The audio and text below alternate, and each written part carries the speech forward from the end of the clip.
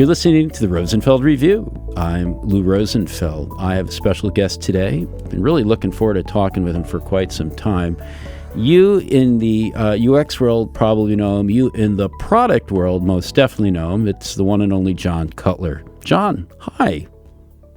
Hi, great to be here. Yeah, excited to chat with you. Great to have you join us.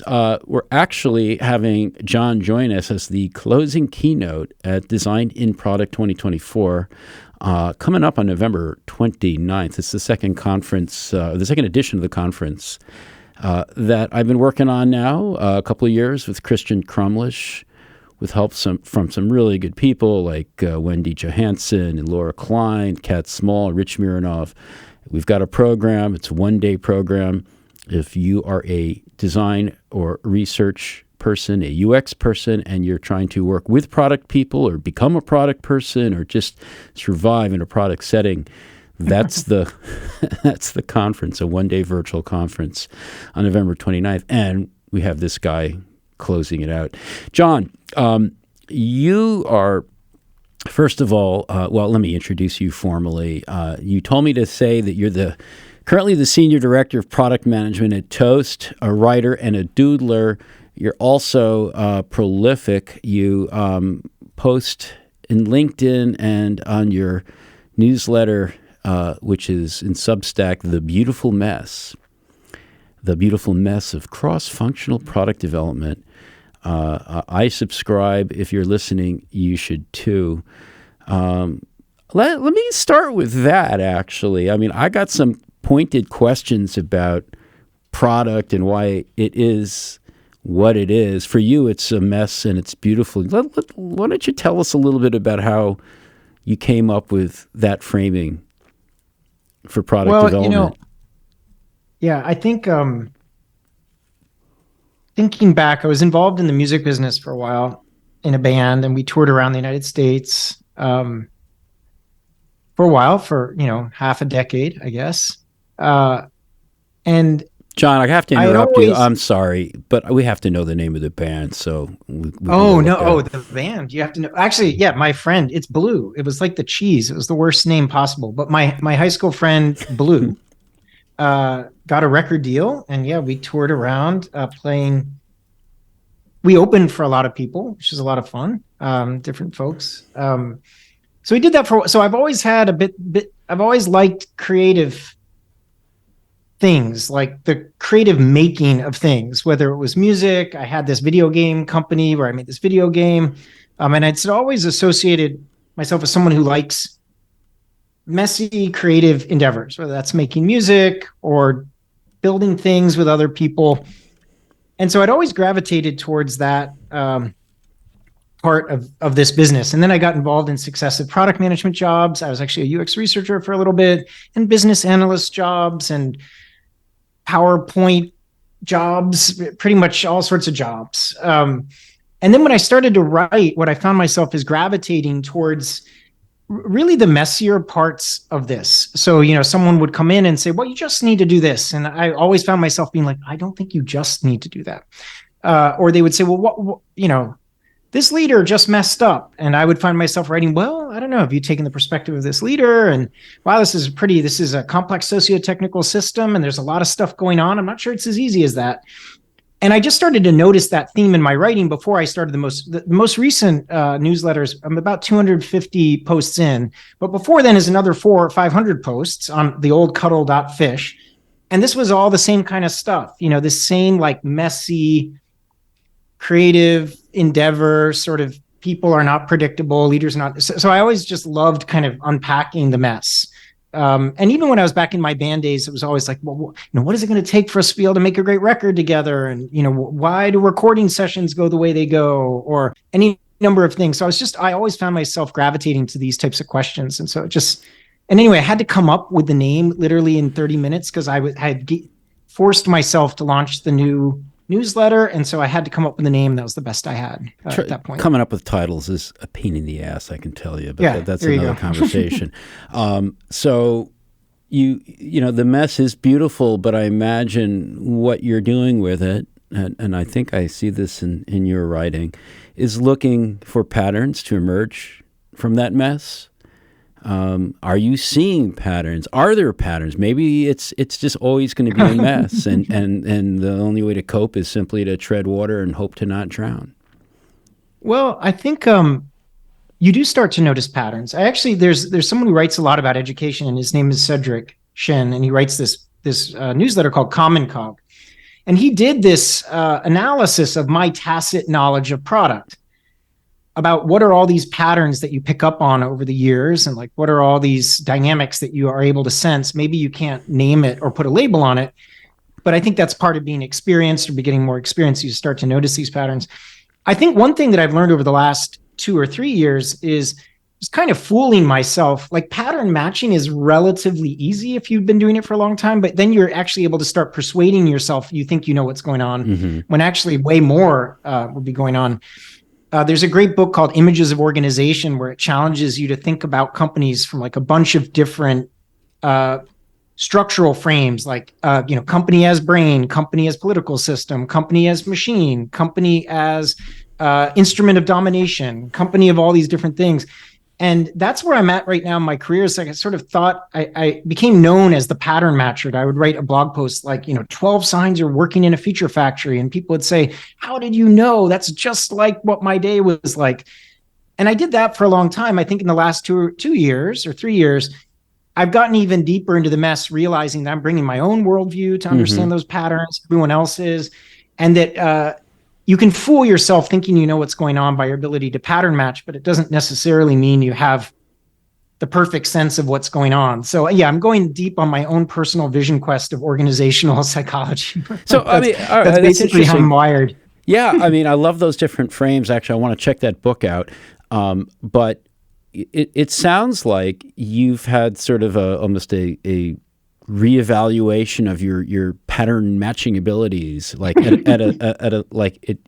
there's like the obvious patterns that we kind of deduce pretty quickly because they're based on surface level observations, and then you start building up your own worldview and you start looking for the patterns you're most familiar with or you're most comfortable with, and you start to lose the ability maybe to look a little more deeply for patterns that weren't initially apparent. Is that kind of what you're getting at? Yeah, and I have examples too, even just drawing on my own experience, that I'm this sort of communitarian hippie music maker. I don't know about the hippie side, but like I can't think of product development without thinking of it as a group endeavor, a group of people. And so, of course, I was pretty tuned into when the collective consciousness of the group was being threatened in some ways. So I'd be like, well, that incentive is going to mess up the team dynamic, that type of thing. And I started to observe more that, that's also a worldview, and there's different ways to think about teams. And so, for example, even in the last year, especially as the job market has become a lot tighter, you realize that often people put up their force field. They're not in the best environment, and they pretty much want to lay low, and they want to do what they can to move forward in this job, not get fired. They pick their battles very, very carefully. And so I'm just mentioning that because, my prior worldview had been like, well, why aren't people shouting from the rooftops that the team is being threatened here? The team is having a thing. And you start to realize as you take these different frames, you start to think about the different frames of teams, like, wow, it's not always easy to take that perspective. And sometimes an organization is an instrument of domination. Sometimes things suck. And if they suck really, really bad, a lot of the rules get thrown out the window at that point.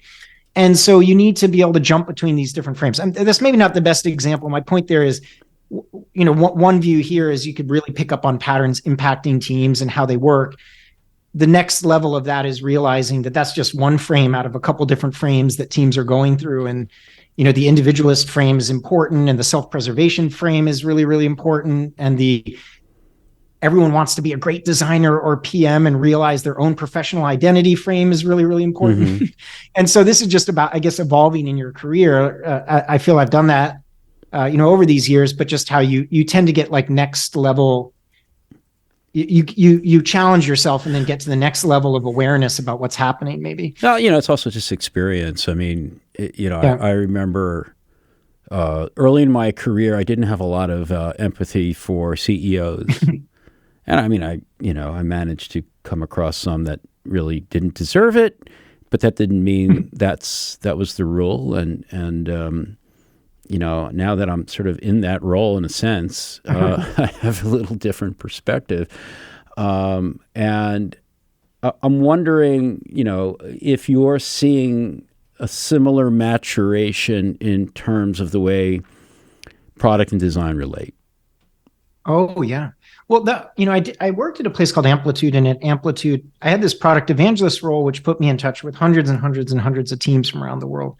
So one interesting thing about that role is that, when anyone talks about, the relationship between product and design evolving, really it's about a whole ecosystem evolving at its own rates. So on any given week, I would roll into one company and it felt like it was 2003, like the PM was prototyping stuff in PowerPoint or something. And that was it. And then, 1 hour later, it would be in some organization that was really, really pushing the limits. Hey, we don't even really have PMs. They have a more commercial focus, and really each team is pretty much run by a duo, right? Of maybe some kind of designer and some kind of engineering lead. And that's how that company works. That was a really interesting perspective, because you understand that these things just have like a macro cycle to them. So that was an incredible insight, because you realize that, it's a 20-year time span. Like, we're talking about these things. There's definitely some companies that are operating like it's 2003, and some that are operating like it's 2013, and some that are operating like it's 2023. But I think, to answer your question, I think at a high level, these things go in fits and starts. And so, for example, I worked at a company was just in that phase of design staking its claim to the areas of expertise, that it really had a legitimate claim to those areas of expertise. And it just started to move on to okay, you respect us, now we're going to do it together kind of thing. And so that was a big moment for that company. I would say that for some companies, they're not even at that stage yet. It's just even getting to the respect us and you understand what we're doing thing. And then you see companies now that are even beyond that. There's actually a pendulum swing back. It's like, okay, I respect what you do. You respect what I do. Why don't you take care of that? And I'll take care of this. And we don't need to do everything together all the time. There's times when we can just go off and do our own thing. And I respect you, software architect, for needing 3 weeks to be alone. And I expect you, UX researcher, for needing 3 weeks to do this alone. And so I think that that's a kind of funny progression, right? Like in the beginning, it's just, do you even notice me and notice what I can do? The next stage is that I was 2016, like Lean UX came out, those books, and it was very much like, I was a UX researcher and my job then was new. It was like, I'm going to take the whole team on an adventure of research. Like that was really cool at that stage, right? To do that. And now, I'm sure some companies are still at that stage, but other companies have gotten almost like, even when I go back to that company and ask, how are you working right now? They'll say, that was what we needed at the time. We needed to do those design sprints and things at the time to get the appreciation of the process from everyone. But now we're pretty much ad hoc. It's pretty fluid. Like depending on the effort, we just spin up what we need to do. So they've let go of that scaffold of those activities and those sprints and things. So I don't know if this helps, but it's just, I myself have gone on this journey, but you also see it when you talk to the industry as a whole, that people are at different stages and steps of this. Well, it's the old, the future's here. It's an unevenly distributed thing. And of course the future is going to be different everywhere. But, I am heartened to hear that. I mean, that's, you'd like to think things get better as we get to know each other and work together. Familiarity doesn't always breed contempt. But the thing I wonder about, and it's come up in a bit of the research that Christian and I have been doing, is the difference in cadence of work. So we may understand each other better. We may have enough shared vocabulary that we can have a product person and a design person can have a productive conversation. But what about when the product person is on a completely different timetable than the design or research person, especially the latter, who may need a significant amount of time to do any kind of meaningful learning? Yeah, I think that one thing that reminds me of is it's not unlike a software architect or someone who needs a lot of time to explore a particular problem that they're doing these things. And so I think that there's a lot more, and it's not unlike a product manager when they're when building a completely new business case, a completely new case for what's going on. And it's not unlike, now I think that one challenge is that your run-of-the-mill frontline software developer has been just jammed into this very like hamster wheel. I have a hamster now, so I can't joke. My son has a dwarf hamster. It's really cute. So Dave, you didn't hear that, Dave, to do these things. So I'd say this sort of the frontline engineers have been put in this kind of conveyor belt thing. But where I've seen the bridges being built, even in the organization I'm in right now, is people have a lot more in common than they think when they acknowledge that there's time spans across all the different things that we do. And so we use words like, wow, okay, there is a lot of uncertainty in that area, whether it's soft architecture, whether it's research, whatever. And we're building a vocabulary, at least internally, for the type of work, that's necessary. I don't really like the framing, and I think that he since has been trying to find an alternative, but there's this guy, Simon Wardley, and he has this thing called Wardley Map. I've had him on the, Oh, it's good. Yeah. He has this thing, Pioneers, Settlers, and Town Planners, which has a lot of connotations, which he's trying to get rid of. But one of the ideas in that is that there is a certain motion involved with pioneering activity that is more exploratory, and it's going to involve taking more time to do these particular things. And I like how he calls that out, that in some sense, this progression from this pioneering to this more sort of settling, you're in that growing stage versus this more town planning stage, trains got to run on time and do that kind of stuff. So long way to say is, at least for me, I'm observing that there's more general appreciation for time spans for most things across the different disciplines. I do think there's still the sticking point, and I think a lot of engineers would say this is not fair, that they've been shoved into this almost fake pretend world of these like micro little steps and micro little sprints and things that they've done. But I think that between those, the architects and PMs are all, at least in our organization, are accepting and acknowledging these different spans as things that are helpful things to think about and talk about. So cross our fingers. I think that's maybe an evolution that has to happen in different organizations over time. Well, one of the things that's been, like, first of all, I love talking to people that are not UX people. And nothing against UX people, but it's so refreshing to get other people's perspectives on essentially the same thing, developing products, rolling them out, what have you. And I talk to a lot of content designers, and they feel really disrespected and undervalued, and I'm not surprised. They feel that way. But then I found myself talking to a bunch of product people earlier this year who feel disrespected and undervalued. And it's funny because a lot of the UX folks feel like, oh, they're the ones that have all the power. So it's kind of you wild. Get this a lot with this idea of shift left. So just today I was on with security people. We need to shift further left to get further upstream. And then but there's always someone even further to the right of them. Yeah, those security people, I mean, they're always getting involved early and mucking things up. Like, we need to shift left now for real. And the PM's like, well, I just got to be where the action's happening, where I've got to have a seat at the table. So I'm going to shift left. And then before you know it, you've sort of everyone's chasing each other to the left in some ways. So I think that if you take that perspective, it's, I think it does suck for anyone, though, if you don't feel that your area of expertise is understood or respected, and it can seem like you're burning a lot of calories internally. The thing Christian and I were talking about is, we've got our whole careers for that. And if you take the long view of these things and realize that, even in 6 years, I mentioned being a UX researcher and seeing things evolve and emerge, these things, like, that's maybe half of one decade, and then things move forward. So I know it's so hard in the moment to feel that you're not appreciated. I do think there is a long game component to it, where these things work themselves out over the particular years. So if that's any solace for people. Yeah, I mean, really, it's like you kind of have to be around for a little while to get a sense of the cadence of the long game. And it's not something that's easily taught. Right. I mean, we can't even, the long game is what we need to better understand where we fit and what impact we can have in an organization, but we can't even map an organization. That's a whole nother discussion. Right.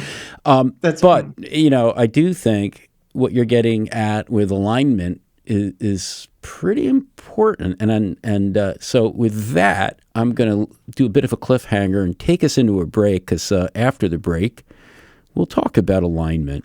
And we'll be right back. Lou Rosenfeld with John Cutler. You're all listening to the Rosenfeld Review. Hey, it's Lou, and I am here to tell you that we have another conference coming up. And this one is the biggest one that we do all year. It's the Design Ops Summit.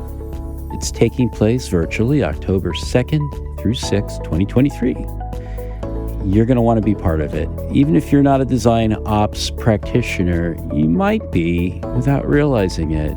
Certainly if you're a design manager, design program manager, design leader, or someone who works with things like research repositories, design systems, I think you probably are doing something related to design operations. And we have just launched the program. You're going to want to check it out. It is En Fuego. Hope to see you October 2nd through 6th at the Design Ops Summit.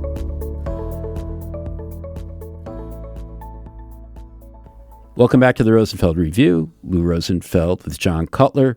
We're talking, we were talking a lot more than product and UX, but we are going to talk a little bit now about this theme of alignment. John is going to be giving a talk that is tentatively titled The Alignment Trap at Design and Product 2023, which takes place on November 29th, and it's virtual. So what's the alignment trap, John? What are you referring to? Because there's a lot of things we just covered in the first half of the podcast that could be aligned. Well, this is what I started to, and I can tell it with either a story or just what I was observing. I observe in my job and prior jobs, lots and lots of people try to get aligned. And what you start to notice when you see, we're told to get aligned. You need to align with your product counterpart. You've got to align with design, or you've got to align with these engineering pieces. You've got to align. And I can describe it on two levels. The first is the standard premature convergence problem, right? Where you rush to get aligned and you're not deeply aligned. But there's a second layer to that, which is an assumption there is, thou must converge. The double diamond must come back together. And it's basically framed as the problem is, well, you jumped too early to alignment, but we really do need to align. We need to align on that particular thing. We need to align on that particular direction. So that's kind of the first layer of it. But as I'm hinting, when I describe that, what you start to notice is, okay, so now you've converged, you're theoretically aligned. And even then, what I started to notice is that teams were trying so hard to be aligned, so hard to agree to these particular things, that they weren't really developing coherent models of the problem that they were trying to sort through. They weren't acknowledging where there were different perspectives. They're still forcing their perspectives on the particular problem. And the best way I can describe this too is like the simplification trap, which I think is related to it, where, you're just like, well, we just need to come up with a simple way to describe this problem. And you see this kind of crunching down of the problem, all the nuance and the detail in that particular problem, to a point where all coherence is lost. So coherence being like, we could think different things, but are we generally coherent? Do I understand what you're thinking? Do you understand what I'm thinking? And so this is what I'm exploring for this talk, is the idea of, is this constant quest for alignment, even once we've allowed ourselves to diverge, we're still pressing ourselves for this alignment. Is it really, is our alignment fragile? Is this a shallow level of alignment that we're developing? And what does it mean to be sort of deeply aligned? So maybe I'm giving away a little bit of these things. What does it mean to be deeply aligned when we acknowledge large areas of uncertainty? We acknowledge that there's many different frames. Like we started the first half of this podcast talking about 8 different frames on those things. So to give you a specific example, you'll see a team saying, we're aligned. Great. And I'll ask them like, okay, well, what's the commercial frame of this problem? What's the value frame of this particular problem? What's the customer's perspective on this particular problem? What's the team's perspective just in how the team functions and operates? Oh, what's the budget perspective on this problem? Mm-hmm.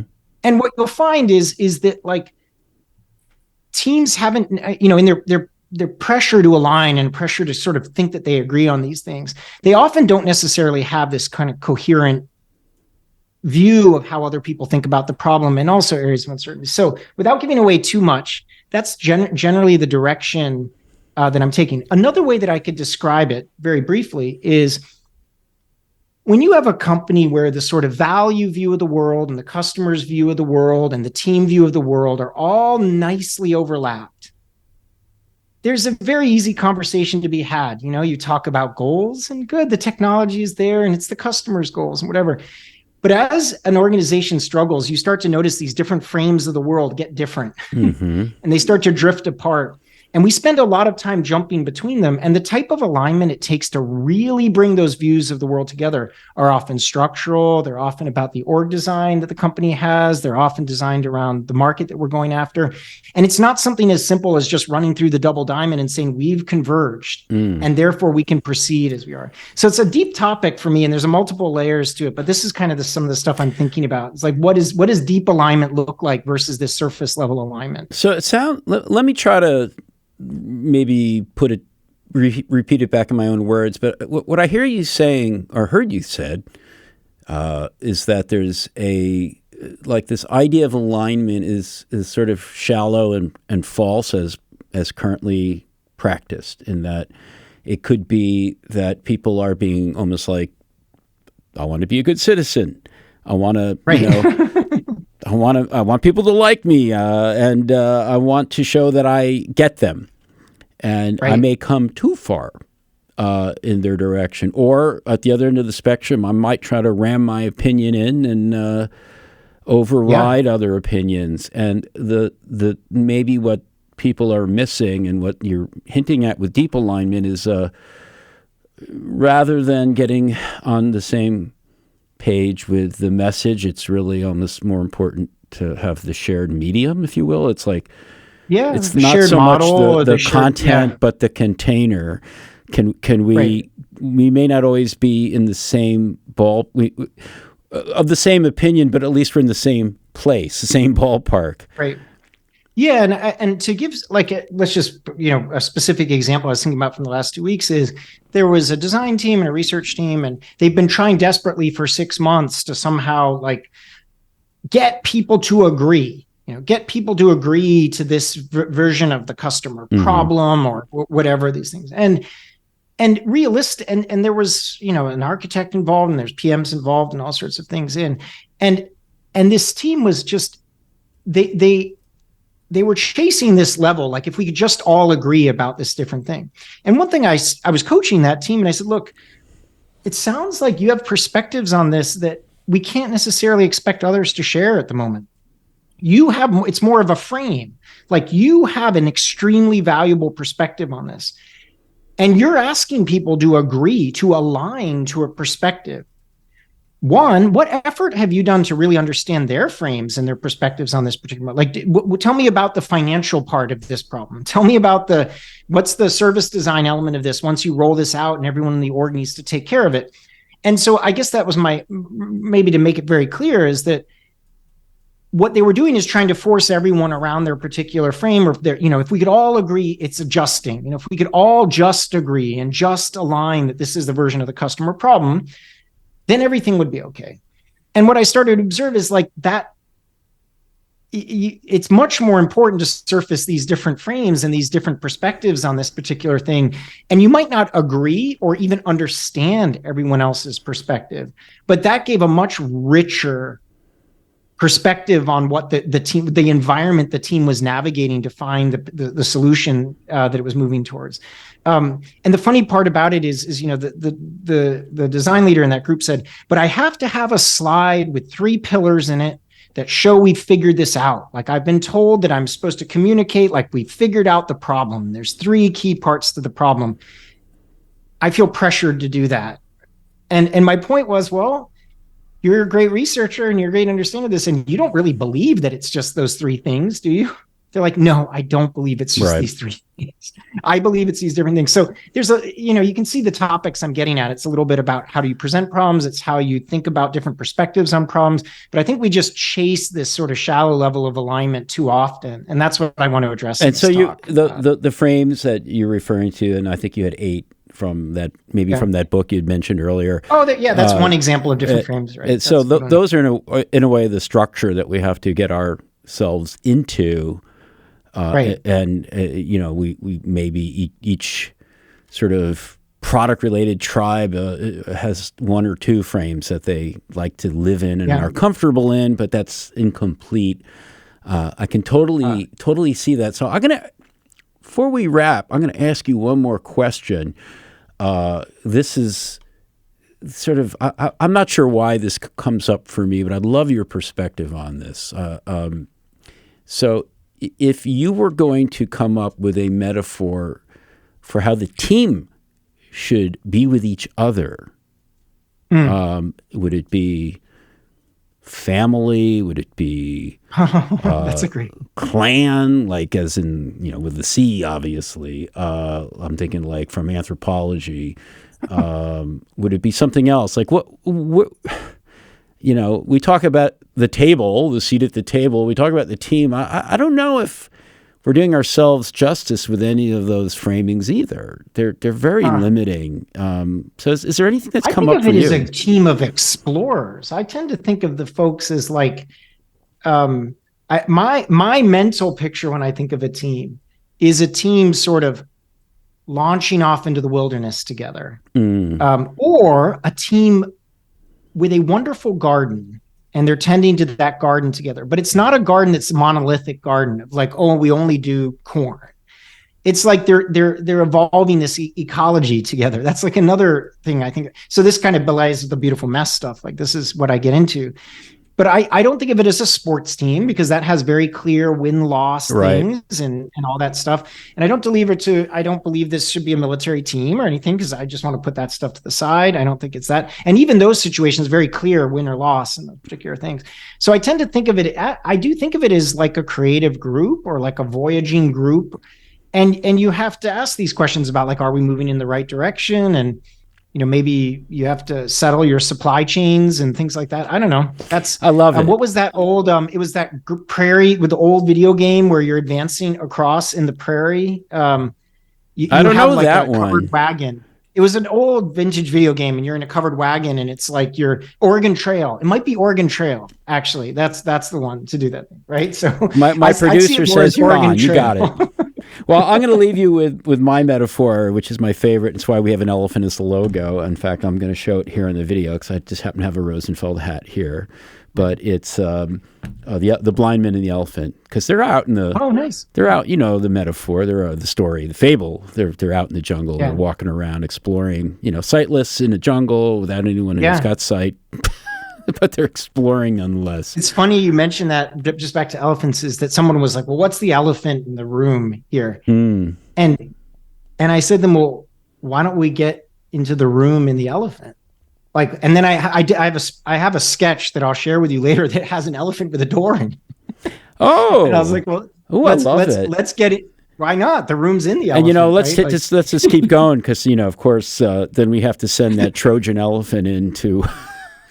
some place that needs infiltration. Anyway, oh my goodness, we could keep going, but we gotta wrap.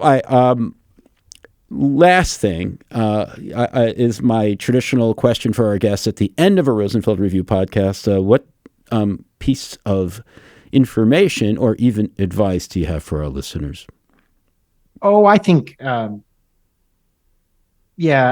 thing I've been coming to a lot is really, really, especially this happened this week, Chris, like October 15th, whenever people are listening to it, 2023. I think it really is about making sure you're taking care of yourself and also just understanding that things are particularly challenging this week or two. That's what's coming to my mind because it's been especially, salient in the organization I'm in. So I don't have much more to that than like, and really as part of that, thinking about the cognitive load side, that it is highly unlikely, like in the last week or two, when people's minds are on other things in the world, that people are going to be making very good decisions about anything. So, don't put pressure on them to do that. So that would be generally what I would ask. Be excellent to yourself. Yep. There you go. All right. John Cutler, great to talk with you. Everyone, you should go ahead and, if you don't know John already, go ahead and subscribe to The Beautiful Mess. We'll put the link in the show notes. He's also going to be given a fantastic closing keynote. I know you used to be an opener for other bands, but you're the closer this time, John. Lots of pressure. You're going to do great, and I hope you all got a nice taste of it. It's going to be the closing keynote at Design in Product. I'm vision questing now, so by the time this rolls around, we're going to sharpen the statement. Are we going to close the dome? No, all right. Let's leave that out of it. Anyway, John, great to talk with you. Thanks for joining us today. Yeah, absolutely. Great. Thanks for listening to the Rosenfeld Review, brought to you by Rosenfeld Media. If you like our show, please subscribe and review it on iTunes, Stitcher, or your favorite podcast platform. I'd love it if you tell a friend to have a listen, and check out our website for over 100 podcasts with other interesting people. You'll find them all at rosenfeldreview.com.